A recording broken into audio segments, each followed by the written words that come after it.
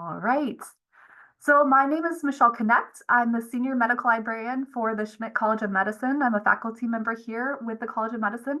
And this is a Covidence training. It is specifically geared towards College of Medicine, but we have opened it up to anyone at the university because luckily Covidence is available to anyone at the university. You don't have to be part of the College of Medicine to use it. It's being funded for the next 3 years through a student tech fee. So this is sort of like a trial. We want to get the word out about Covidence, make sure people know that we have it. You don't have to pay for it on your own, and that everyone feels comfortable with the software and the process if you're interested in creating a review. So what I want to start off with today is just a little welcome and overview of who's registered, so you have an idea of what I'll be covering, an overview of the evidence synthesis process in general, the demo of the Covidence software, and then just at the very end, a quick plug for the evidence synthesis service we offer at the College of Medicine. And I know based on a lot of the people that are already here in the training that you have used this before. So some of this might be a little bit of a review for some of you, but I wanted to make sure it covered all the people that we have attending. So we've got about half of the group this time as medical students, the other half faculty and affiliate faculty, so we're pretty evenly divided. Most of our attendees are from the College of Medicine, but we did have someone register from the College of Nursing, the libraries, and education. Hi, Dr. Powers. So what I want to stress is that even though this is focused on medicine, and a lot of what you'll see in the software comes from this medical background, systematic reviews and scoping reviews can be done in any subject area, anywhere where you're trying to answer a research question by gathering and evaluating the previous evidence that was published on that topic or to answer that question. Even in the training we had yesterday, I learned that in social work, the graduate students are required to complete a scoping review as part of their program. So don't worry if you are outside of medicine, this does relate to you as well. And then what experience we have? We have quite an experienced group in the session. Almost everyone has conducted some sort of review in the past, but we do have a couple people who haven't done one before. So what I want to dive in next is the overview of the process. And I want to encourage you, if you have questions, you can type in the chat. I do have 2 screens up today, so I can see the chat as I'm going through. You also have the ability to unmute yourself if you do want to unmute yourself instead of typing into the chat. Okay, so I'm going to start off by going over the 3 most common types of reviews and explaining the difference between those 3 types of reviews. And the way I visually set it up here is showing it as a linear process.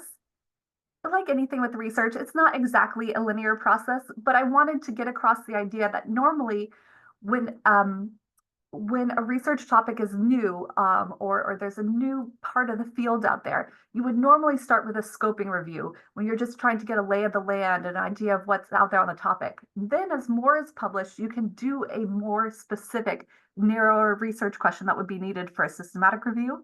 And then finally, when you have enough studies with data that you can pool the data statistically, that would be when you would be looking at a meta-analysis. So I want to show you what that looks like in practice, because I think that's sometimes the most helpful is to see an example. And that is something that I see can be difficult when I'm working with students or research streams, is really deciding if what's needed is a scoping review or a systematic review. So in this example, this is a scoping review that was published in 2015. You can see that it was a clinical diagnosis of pelvic endometriosis, a scoping review.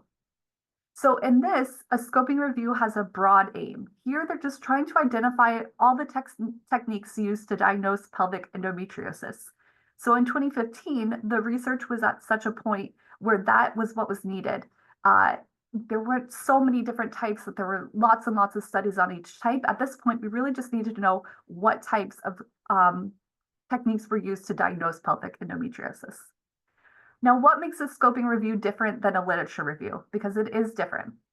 A scoping review is reproducible. So a scoping review has to have a reproducible search strategy. So the exact keywords and subject headings, which databases were searched, exactly how those terms were put together, needs to be reported in the article, usually as an appendix. so that somebody could go back and reproduce your search, reproduce your study later. It will also need something called the Prisma flowchart. If you search for Prisma, you'll see the Prisma website. That is the preferred reporting for these types of studies. And it's a whole checklist of everything you need to include as you're writing up the paper, the method section. But the flowchart, I'm going to show you an example right here, specifically shows all the steps that you take as you're going through the records. So you start with the number of records that you identify from the databases. So once you've got your search strategy set, you search in the databases, you're going to export the citations from all the databases and upload them into a tool like Covidence. Covidence can automatically deduplicate the records, and you can manually double check what it does. And I'm going to show all this. So then the next part that you have is the number of records that your team is screening. In the first round of screening, your team is going to screen the title and the abstract of the article to see if those articles meet your research question, your inclusion criteria, if any of them need to be excluded based on your exclusion criteria. And then you'll have a box explaining the number of records excluded based on review of title and abstracts. The second round of review, you're going to be reading the full text. You or your team will be reading the full text of the articles and assessing them for eligibility. And at this point, any articles that are excluded, you would indicate the reason why and the number that were excluded for that reason. And then finally, the last box explains the total number of articles that were left that were included within the review. What's beautiful about Covidence, if you have not done it before or used it before, is it will make this flow chart for you, and you can export it as you're going through each of these steps. It's making the flow chart as you go. So what makes a systematic review a little different? This one was published more recently. It's from 2022. And you can see it has a much more narrow focus: ultrasound characteristics and scanning techniques of urosacral ligaments for the diagnosis of endometriosis. So now we're going beyond just kind of seeing what techniques are out there. And we're very much more specifically trying to identify the ultrasound techniques and characteristics of urosacral ligaments in the diagnosis of deep infiltrative endometriosis. So a much more narrow focus. It still has a reproducible search strategy and Prisma flowchart, just like what was required for the scoping review. But systematic reviews also require a risk of bias assessment. So what does that look like? The research team pre-chooses some sort of assessment tool. It's not laid out exactly which one you have to use. You will make a case for why you chose the particular one you did in your paper. But the tool that you use, you're going to go through each article that's included in your review, and you're going to assess the quality of the article. So essentially, you're going to basically critically appraise every article that's included within your review. And in this particular study, they used the Critical Appraisal Skills Program, the CASP checklist, that you might be familiar with if you're one of the medical students or work with the medical school.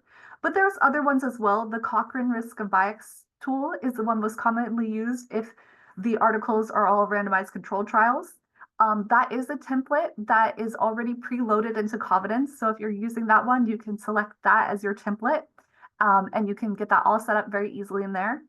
If you have other types of studies beyond just randomized controlled trials, if you have observational studies and qualitative studies, there are other checklists and templates that you can use for those types of studies. And then a meta-analysis. A meta-analysis is still a systematic review, but it adds on the statistical component where it's pooling data together to look at pooled results from all the studies included. So again, just like a systematic review, it has a narrow aim, assessing the diagnostic accuracy of transvaginal ultrasound and magnetic resonance imaging in the diagnosis of endometrioma. It will have a reproducible search strategy and Prisma flowchart. It will have that risk of bias assessment, but it will also have that statistical analysis of pooled data. And the way that usually looks in a meta-analysis is there will be a figure or a table that has a forest plot like this. So for each study, it shows the confidence interval for the outcome being assessed. And then it also has a diamond, which is pulling the results from each study into one common result. Normally, the articles have to be as similar as they can be. There are statistical methods you can use to reduce the heterogeneity, but most of the time you would cite a heterogeneity score or an I-squared score for how similar the articles were to each other, because the more similar they are, the more that you can sort of trust the pooled results. All that is to say, as librarians, we are not statisticians. So we do recommend, if you're working on a meta-analysis, work with somebody who is a very strong statistician and is very familiar with all these types of statistical analyses. All right, so how do you actually complete a scoping review, a systematic review, or a meta-analysis? I want to go through the steps and I want to show them to you how they look in Covidence and then do a demo of it. But just to check in, do we have any questions so far? I'll look at the chat and anyone can jump in if you do.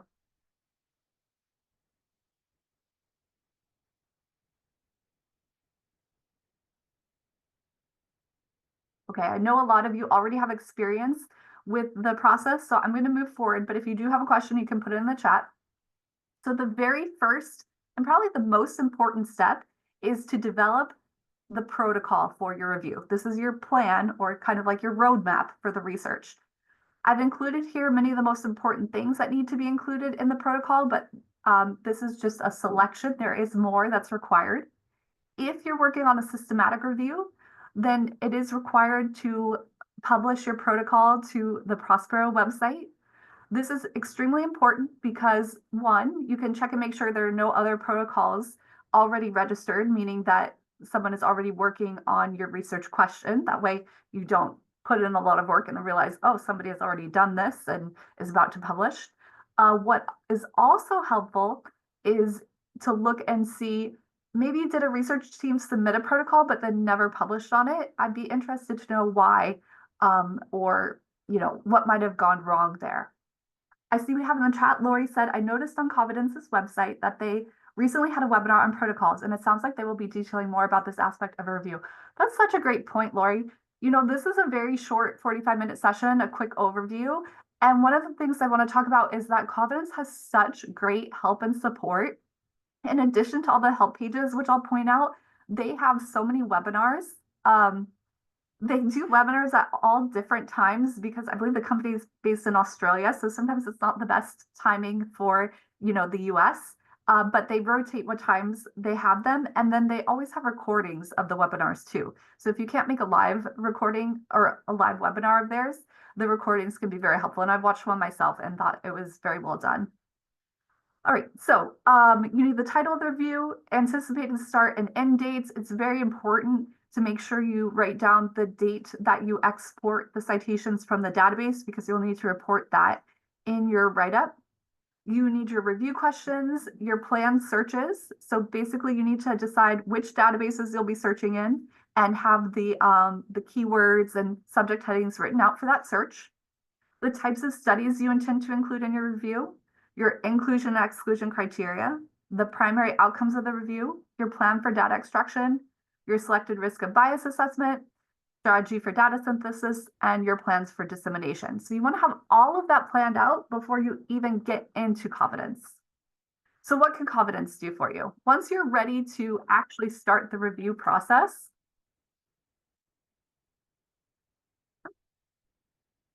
hold on 1 second. Okay, everyone can still see my screen, right?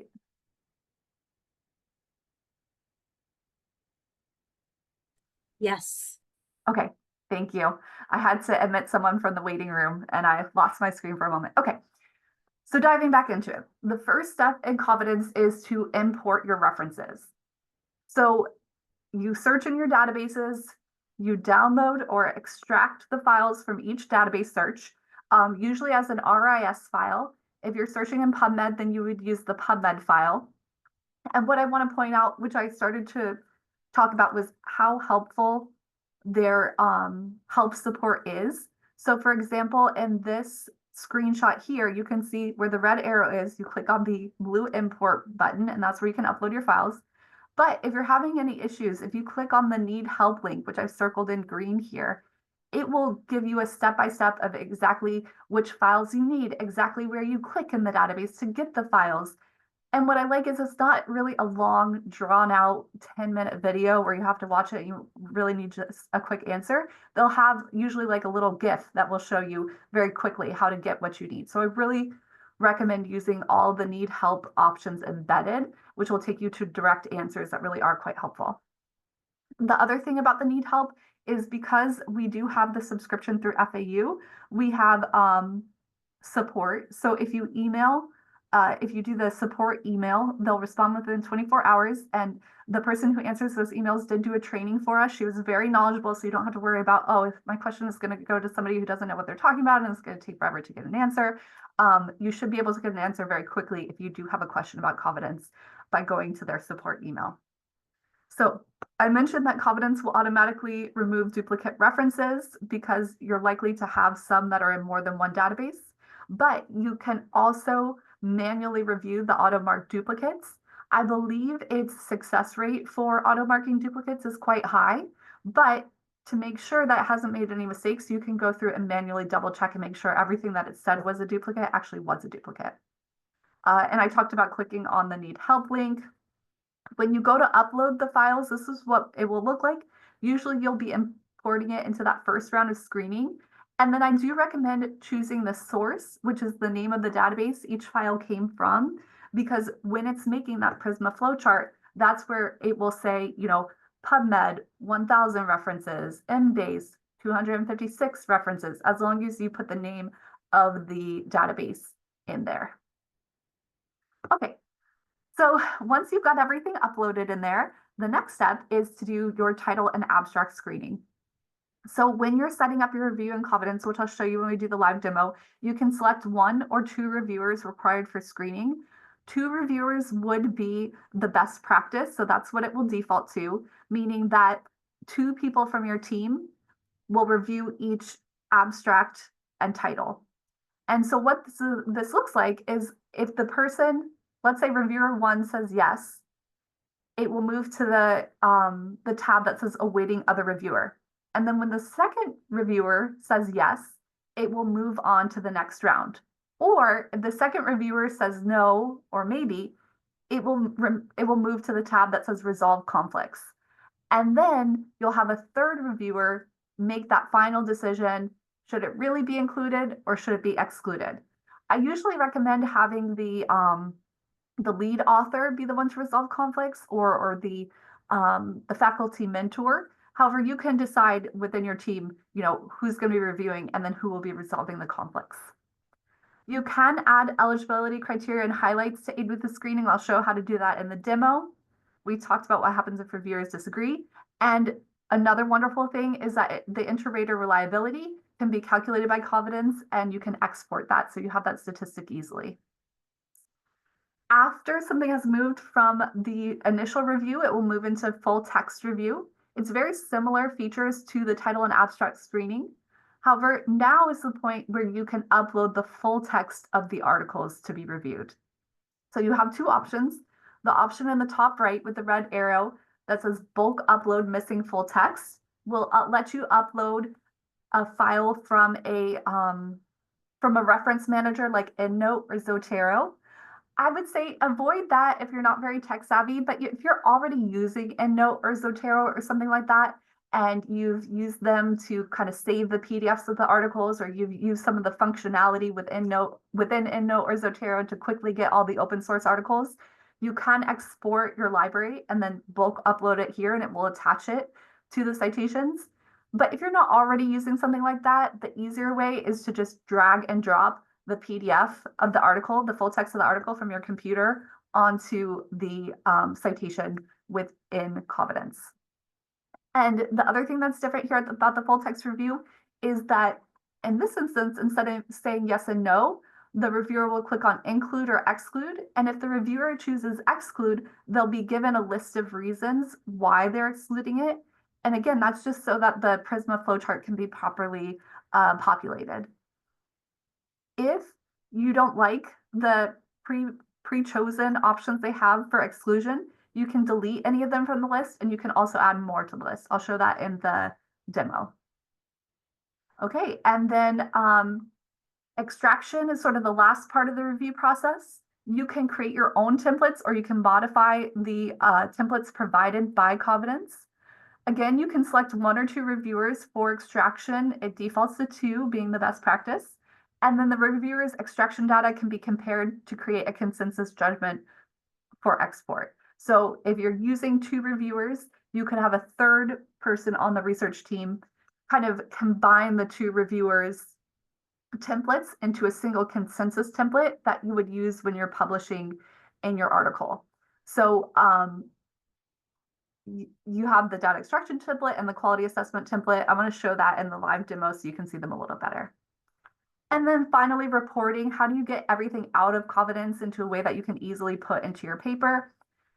On the review summary page, kind of like the home page for your study, there's a button that says Prisma. If you click on this Prisma button, that's what will create the Prisma flowchart.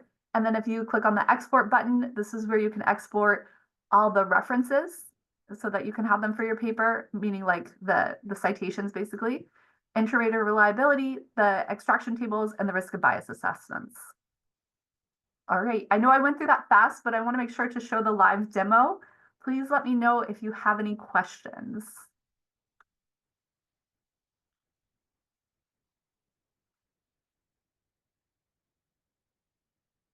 Okay, when you go to covidence.org and click on the sign in button, you'll see a screen that looks like this.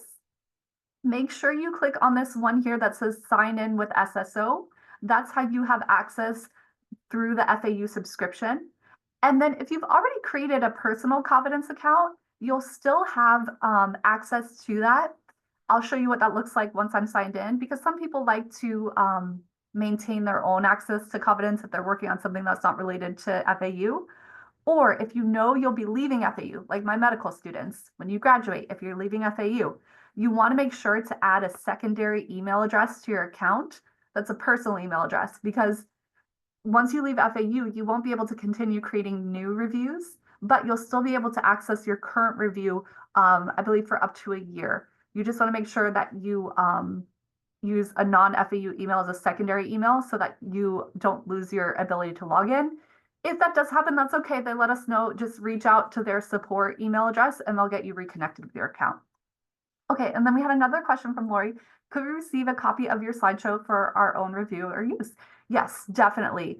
I am recording this session, as I mentioned. So I think what I'll do is I'm going to put this recording and the slides onto the guide that we have about systematic reviews. And then I'll probably also email out the slides to everybody too, because I know some people weren't able to attend that wanted to.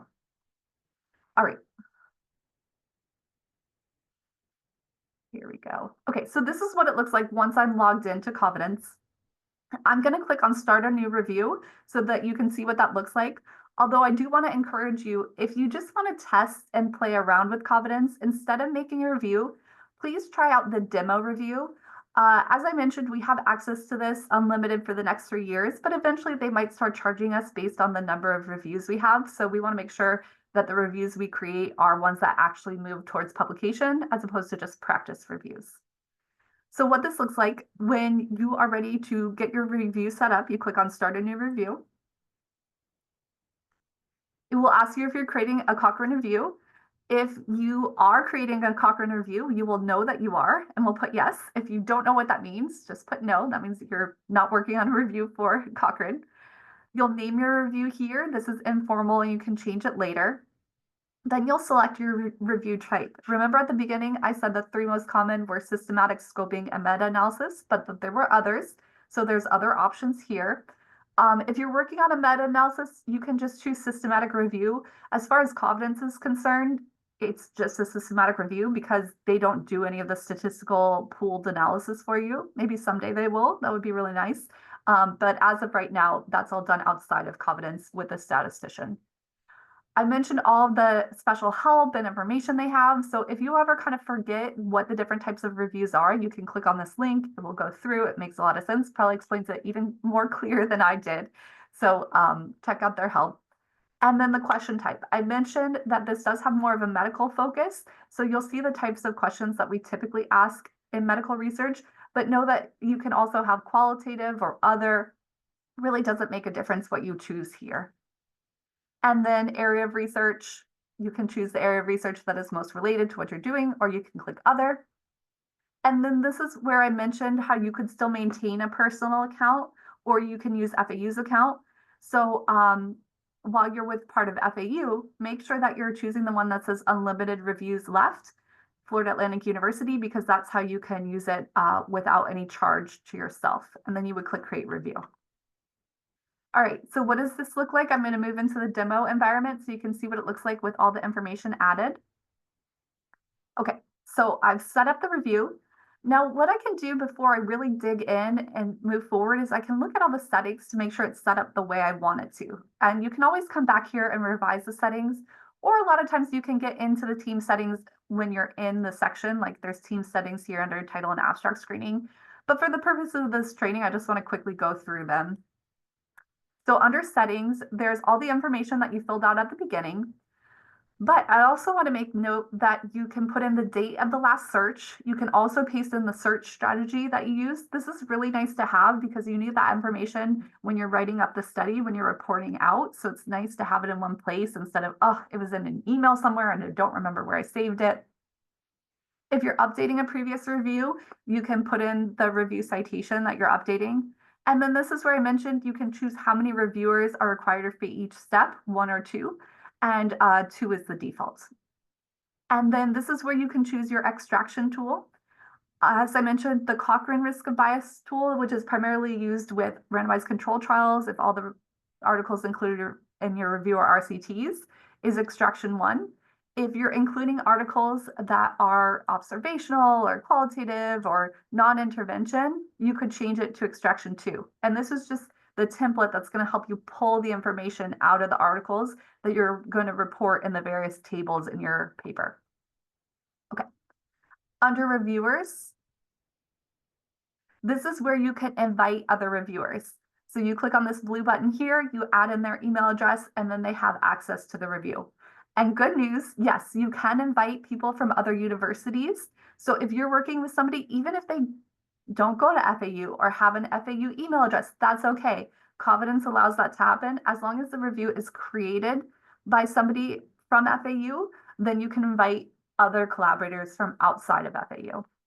If for some reason they forget to click on the invite, they do expire within 30 days. So you might have to resend the invite if they don't remember to do that right away. This is where you can do some work on the team settings. You can either allow everyone on the team to do everything within each of these steps, or you can manage specific rules. Like you could say, oh, I want Michelle Connect to be the reviewer. You could add whoever you want to be reviewed.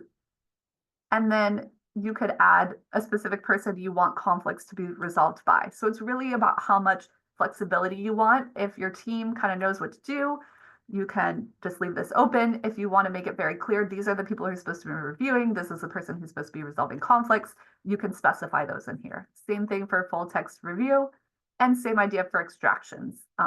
Who's going to be the first reviewer, the second reviewer, who's going through the consensus. The eligibility criteria. This is where you can add in all that inclusion and exclusion criteria you created in your protocol. This is helpful to have because as your reviewers are going through the title and abstract, they can refer back to this information right in the review screen and see it. So let's say I wanted to exclude articles specifically about children. I think this is a little clunky, but this is the way it's set up. If you want Covidence to highlight the word children in the abstracts and titles for the reviewers, you click here where it says highlights, and then you have to physically type in the word that you want excluded. So for example, children, I already did that. Let's maybe add another one. Let's say, oh, I'll just make something up. Maybe nothing from China. So I'll add that. So anything that you want to be highlighted, you've got to type it in and click add and then click done. Even just adding it here doesn't add it to the highlights. If you want to modify those full text exclusion reasons, like I mentioned, you could delete anything that's not related, or you could add exclusion reasons that are more specific to your study. Okay, let me go back. Take this. We just did eligibility criteria. Study tags are not necessary. I feel like this is a feature they just threw in to make people happy. I did sort of look around to see when people use the study tags. And the way I saw it used was that some people, let's say you're going through the review and you notice some articles that maybe you think, oh, okay, I want to cite this article in the background or introduction part of my paper. So even though it's an article within the review, maybe it has some important information that you're going to have to cite in the paper, you might add a tag, basically like a label that says for lit review, and then you could go back and look for all the ones that you tagged as being good for writing the lit review or the introduction of the paper. But needless to say, study tags not required. This is kind of like an extra feature if you find them useful. Okay, we already talked a lot about the steps, so I just want to show you what it looks like visually. So this import references step, you click on the blue import button. It's not going to let me import in the demo environment. You can see it's disabled, but you would normally click import, and this is where you would bring in the files that you've exported from the database from your search. Then they go into the title and abstract screening section. So what this looks like, I click on continue. And then here, oh, see, it's already highlighting children. I could hide highlights if I don't like seeing that. Like if one team member doesn't like seeing it, they can show or hide it. You can also hide abstracts if you just want to see the titles. Where it says criteria, this is where it can do the drop down, and so that your reviewers can easily see a reminder of what should be included and which articles should be excluded. And it has a lot of functionality for editing the criteria in here. You don't always have to go back to the settings. Usually there is an option to edit where you are. Okay. And like we talked about, if I click on yes, it will go to the next round if my second reviewer has already said yes. If I put no, it's going to go to the resolving conflicts tab. This is the demo environment, so it's a little bit wonky as far as moving to the other tabs, but that's the idea about choosing yes, no, and maybe.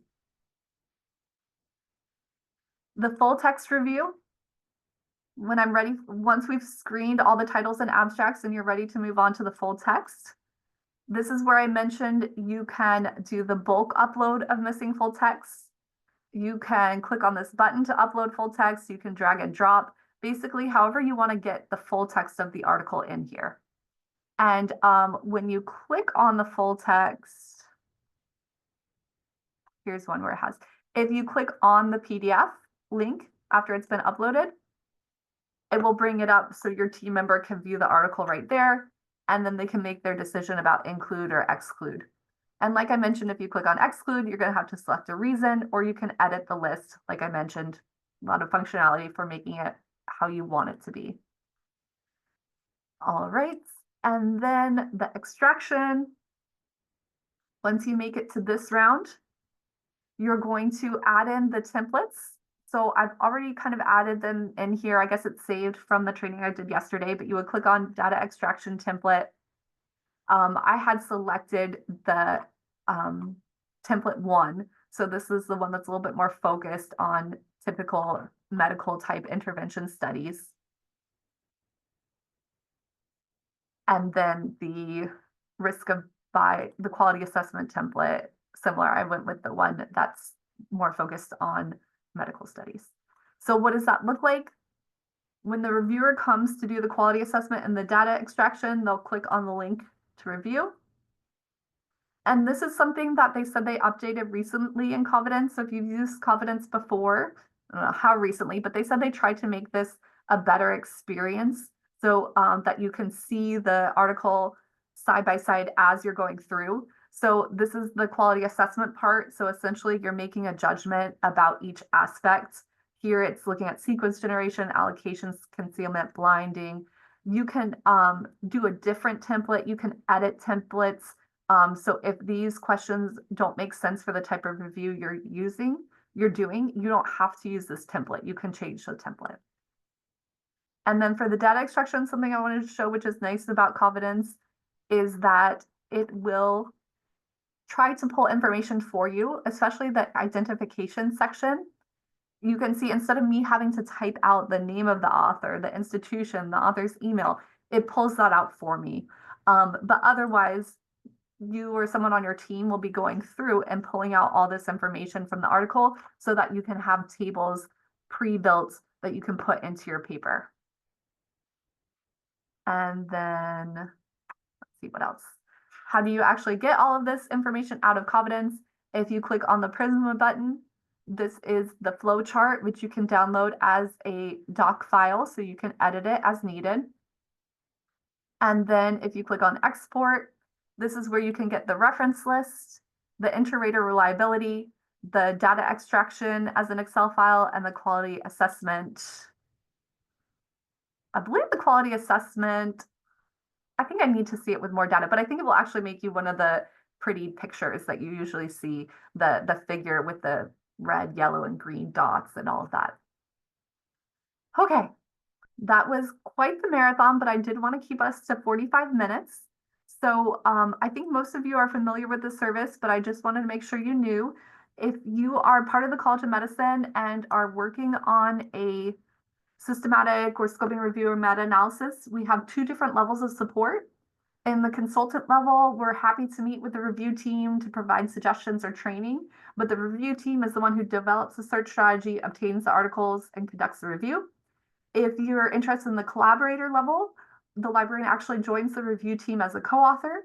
We design a validated, reproducible search for the review. We import the search files to Covidence for you. We can draft relevant information for the method section and, of course, review the final manuscript just like any other co-author would.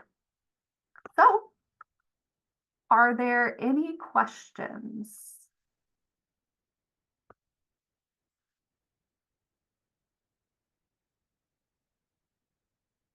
Well, like I mentioned, I did record this and I plan to email out the PowerPoint to everyone as well.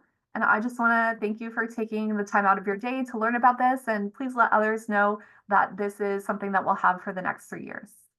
Oh, and Dr. Paharis asked, what format does it print references in? You know, when it was showing me the options, it kind of gives you different ones that you can do. Let me go back and share my screen again so you can see how it looks. Okay, so for the references, let's see, you can choose from title and abstract screening, full text review, studies missing full text, included, excluded, irrelevant. Oh, let's say I want the included ones, the format. You can do EndNote, Mendeley, or Zotero. So once you get it into a file that you can upload into your citation software, as long as EndNote and Mendeley and Zotero have the file format that you need, then you can do, Zotero and Mendeley do all the sort of regular ones like APA and Chicago and the various styles. Does that help answer your question? Yeah, thank you. All right. Of course. Any other questions?